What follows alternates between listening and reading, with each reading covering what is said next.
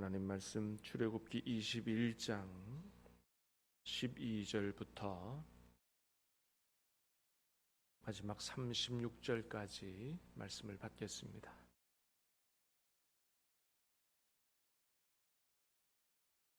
21장 12절부터 마지막 36절까지 말씀을 받들어 읽겠습니다. 하나님의 말씀입니다. 사람을 쳐 죽인 자는 반드시 죽일 것이나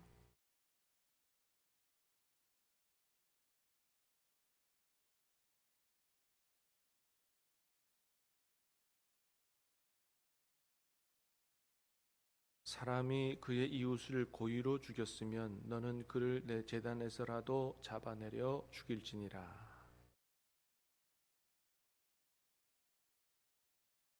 사람을 납치한 자가 그 사람을 팔았든지 자기 수하에 두었든지 그를 반드시 죽일지니라.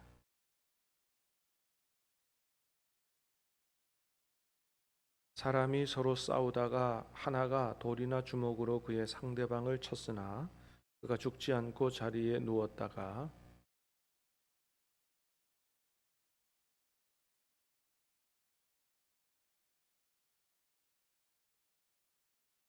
사람이 매로 그 남종이나 여종을 쳐서 당장에 죽으면 반드시 형벌을 받으려니와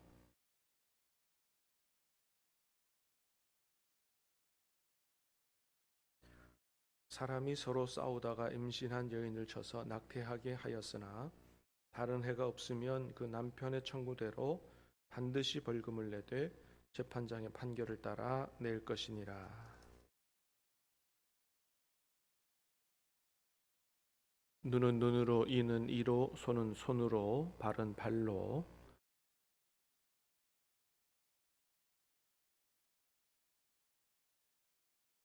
사람이 그 남종의 한 눈이나 여종의 한 눈을 쳐서 상하게 하면 그 눈에 대한 보상으로 그를 놓아줄 것이며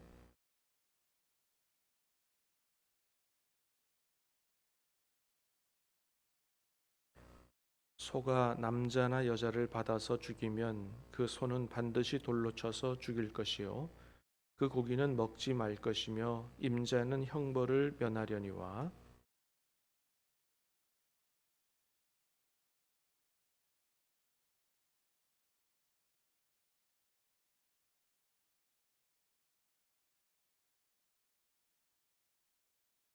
만일 그에게 속죄금을 부과하면 무릇 그 명령한 것을 생명의 대가로 낼 것이요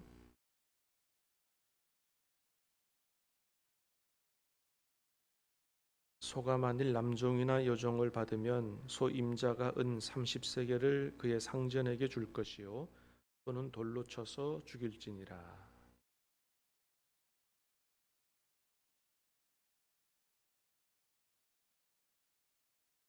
그 구덩이 주인이 잘 보상하여 짐승의 임자에게 돈을 줄 것이요 죽은 것은 그가 차지할 것이니라.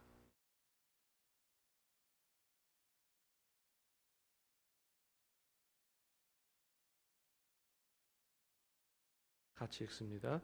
그 소가 본래 받는 버릇이 있는 줄 알고도 그 임자가 단속하지 아니하였으면 그는 서로 갚을 것이요 죽은 것은 그가 차지할지니라. 아멘. 자, 오늘 말씀에는 여러 가지에 대해서 말씀하시죠. 살인, 폐륜, 유괴, 폭행, 낙태, 동해 보복 이런 여러 우리 삶의 전반에 관해서 하나님이 말씀해 주시는 걸 보게 됩니다. 먼저는 네 가지 사형죄에 대해서 말씀하십니다. 이런 경우는 사형을 행해라 그런 거죠. 자, 먼저는 살인죄인데 두 가지로 말씀하십니다. 12절에서 14절까지인데 한번 다시 보겠습니다. 시작. 사람을 쳐 죽인 자는 반드시 죽일 것이나 만일 사람이 고의적으로 한 것이 아니라 나 하나님이 사람을 그의 손에 넘긴 것이면 내가 그를 위하여 한 곳을 정하리니 그 사람이 그리로 도망할 것이며 사람이 그의 이웃을 고의로 죽였으면 너는 그를 내 제단에서라도 잡아내려 죽일지니라. 아멘. 자, 살인에 관한 거죠. 사람을 쳐 죽인 자는 반드시 죽일 것이나, 이게 원칙입니다.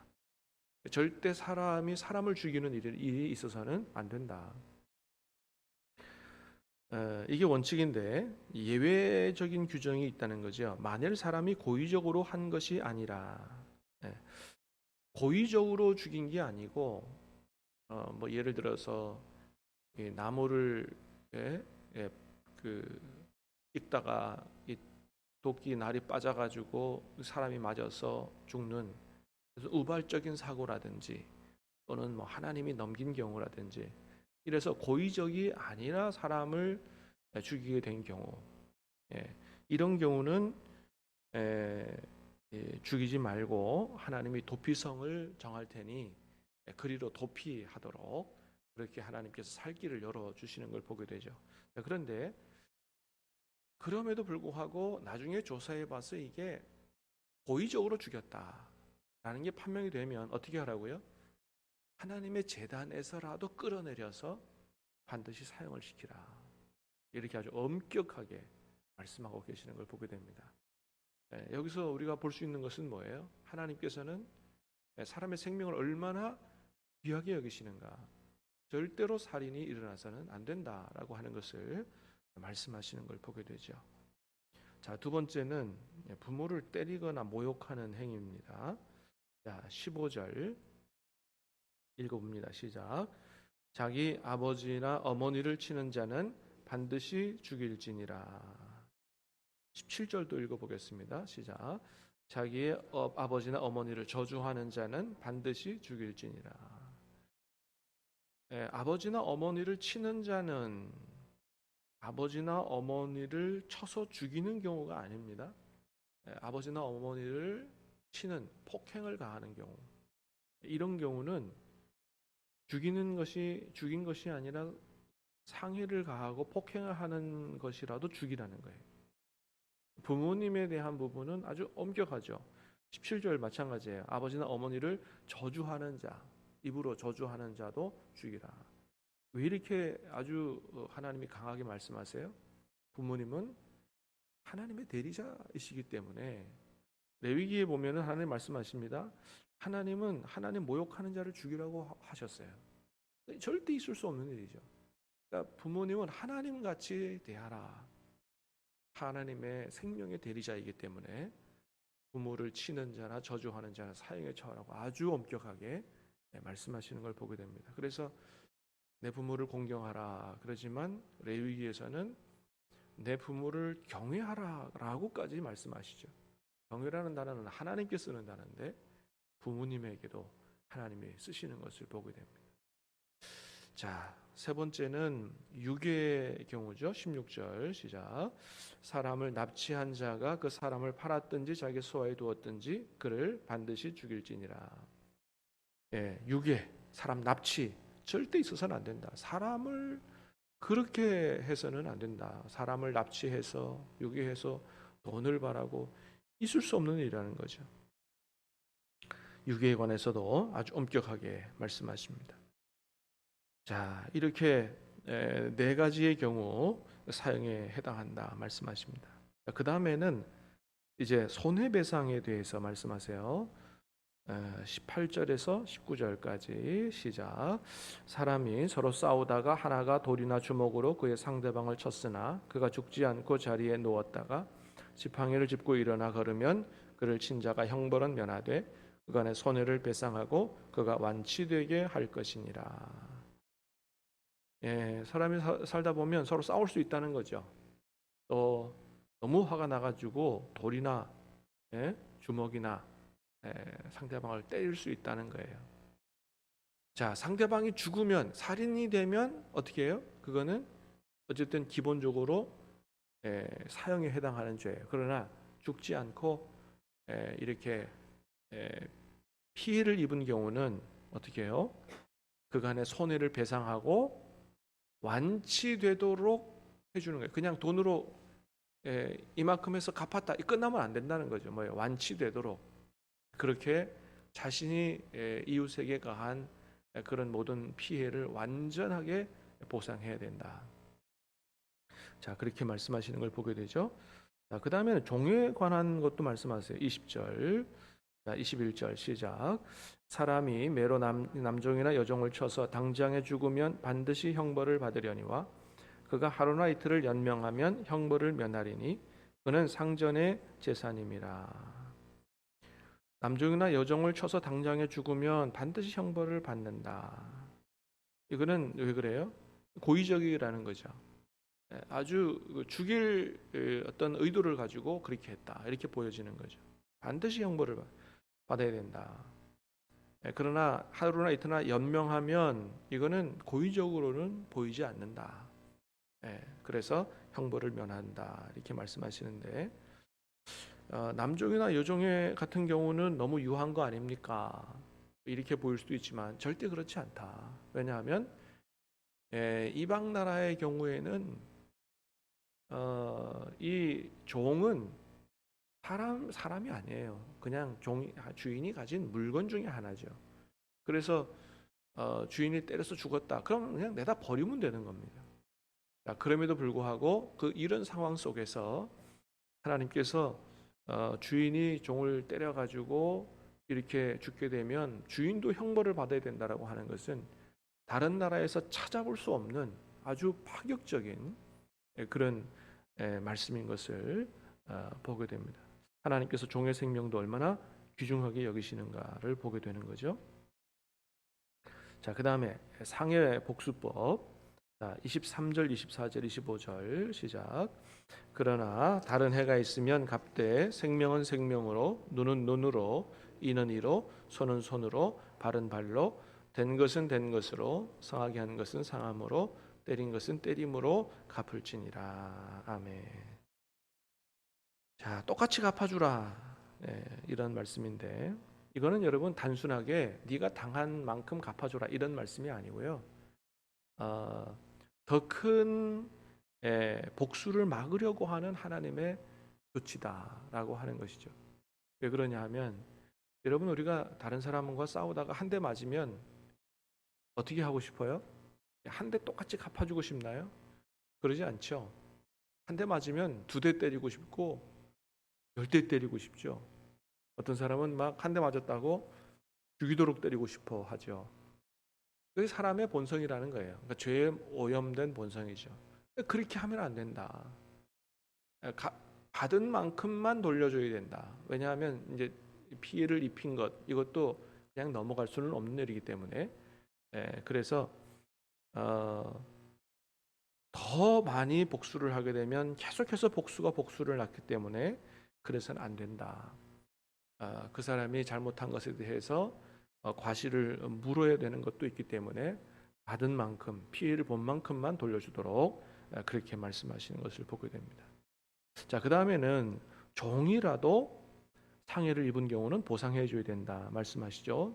26, 27절 시작. 사람이 그의 남종의 한 눈이나 여종의 한 눈을 쳐서 상하게 하면 그 눈에 대한 보상으로 그를 놓아줄 것이며 그의 남종이나 이나 여종의 이를 빠뜨리면 그 이에 대한 보상으로 그를 놓아줄지니라. 종이라도 이렇게 피해를 받으면 그 보상을 꼭 해줘야 된다. 그를 풀어서 자유한 삶을 살아갈 수 있도록 그렇게 해줘야 된다. 우리가 어제도 봤던 것처럼 하나님께서 이스라엘에게 주시는 법률을 시작할 때 종에 관한 법으로 시작하셨다. 굉장한 의미가 있는 것이죠. 어떤 나라 법에도 종에 관한 법규로 시작하는 법은 없다. 이웃에 같이 살아가는 가장 약자에 대한 하나님의 아주 지극한 사랑과 관심을 우리가 볼 수 있다. 그랬죠? 오늘 본문에서도 마찬가지예요. 종에 관한 부분도 그냥 물건 취급하면 안 된다는 것입니다.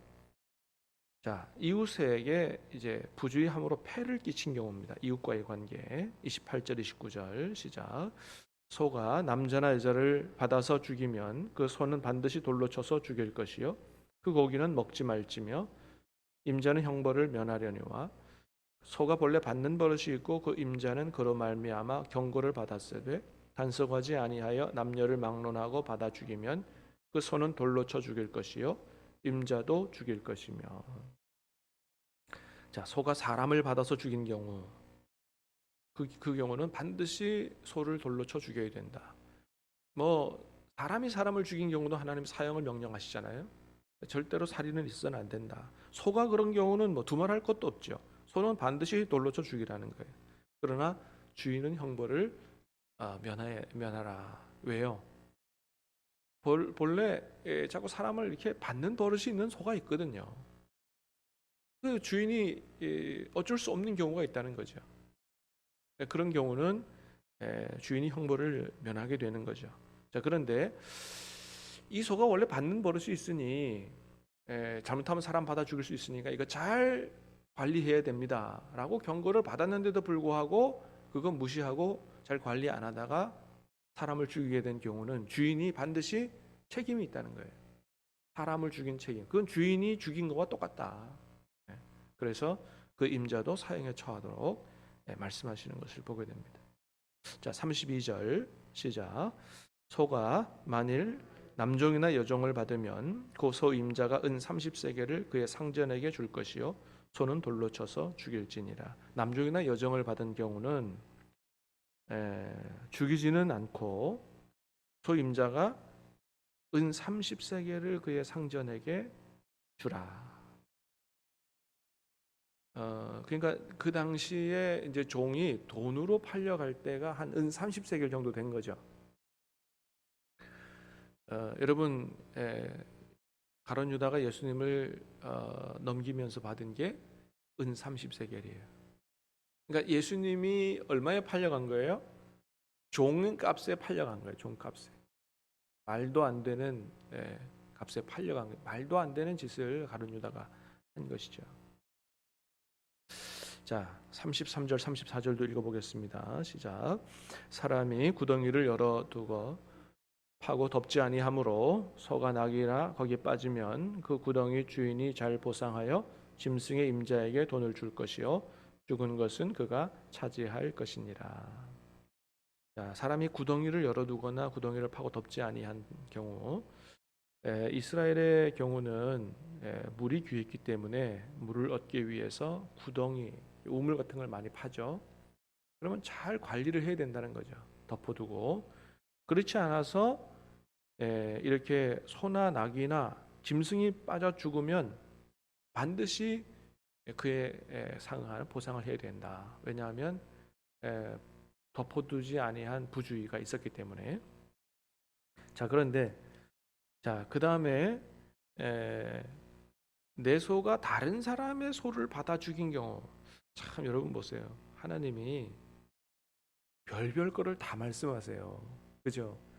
하나님의 형상을 닮은 사람이 죽은 경우, 뭐 사람이 상해를 입은 경우, 뭐 이런 경우는 모르지만은 종에 관한 경우도 말씀하시고, 아니 짐승끼리 싸우다가 죽은 경우, 이런 경우까지 말씀하신다는 거예요. 자, 35절 36절 시작. 이 사람의 소가 저 사람의 소를 받아 죽이면 살아있는 소를 팔아 그 값을 반으로 나누고 또한 죽은 것도 반으로 나누려니와 그 소가 본래 받는 버릇이 있는 줄 알고도 그 임자가 단속하지 아니하였으면 그는 소로 소를 갚을 것이니 죽은 것은 그가 차지할지니라. 자, 이 사람의 소가 저 사람의 소를 받아 죽이면 뭐 이건 어쩔 수 없는 경우죠. 주인이 이렇게 끝까지 어떻게 할 수 없는 이런 상황이 있을 수 있기 때문에 그런 경우는 어떻게 해요? 공평하게 나눠 가지라. 죽은 소, 산 소 팔아가지고 나눠 가지라. 어느 누구의 잘못이라고 보기 어렵기 때문입니다. 자, 그런데 받는 버릇이 있고도 단속하지 아니했으면 그 주인에게 책임이 있다. 그래서 피해 본 사람에게 자기 산소를 주고 죽은 소는 자기가 갖도록 그렇게 말씀하시는 걸 보게 됩니다. 우리가 오늘 말씀을 보면서 느끼는 건 뭐냐 하면 이렇게 하나님이 우리의 삶에 관해서 아주 세밀한 부분까지 관심을 가지고 계시고 말씀하고 계신다는 거예요. 우리의 삶의 모든 부분이 한 부분도 빠짐없이 하나님의 통치 아래서 하나님의 뜻대로 살아가기를, 하나님의 뜻이 우리 안에서 이루어지기를 하나님이 원하고 계신다라고 하는 것입니다. 교회 다니고 예배드리고 기도하고 이런 것에만이 아니고 우리가 살아가는 데 있어서 내 소가 남의 소 받아 죽인 것까지 어떻게 할 것인가, 하나님의 뜻이 거기까지 다 있다는 거죠.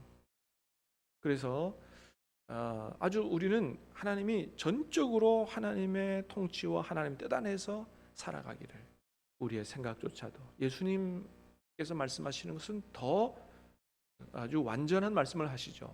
생각까지도 마음까지도 완전히 하나님께서 기뻐하시는 대로 살아야 된다 말씀하십니다. 사랑하는 여러분, 오늘 주시는 말씀을 가슴에 새기면서 하나님께서 우리의 모든 삶의 전 영역에 하나님의 뜻이 이루어지기를 원하신다라는 그 하나님의 마음을 가슴에 새기고 성령의 인도를 따라 그렇게 하나님의 뜻대로 향기로운 하나님 앞에 드려지는 제물로 살아갈 수 있게 되기를 주님의 이름으로 축복합니다. 기도하겠습니다. 은혜로우신 주님 감사합니다. 오늘 말씀을 통해서 우리 하나님께서 우리에게 어떤 삶을 원하시는지 다시 한번 깊이 생각할 수 있도록 은혜를 주시오니 감사합니다. 교회에 나와서 교회 생활하는 것뿐만 아니고 일상생활 속에서 아주 작고 세밀한 부분까지 하나님께서 원하시는, 하나님 기뻐하시는, 또 이웃을 사랑하는, 내 생명이 소중한 것처럼 이웃의 생명도 소중하다 말씀하시오니 주님, 이 명령을 따라 살아갈 수 있도록 도와 주시옵소서. 오늘 하루의 삶을 전적으로 성령께 의탁하오니 인도해 주시옵시고 성령께서 기뻐하시는 대로 말하고 생각하고 살아가는 우리가 될 수 있도록 도와 주시옵소서. 예수님 이름으로 기도하옵나이다. 아멘.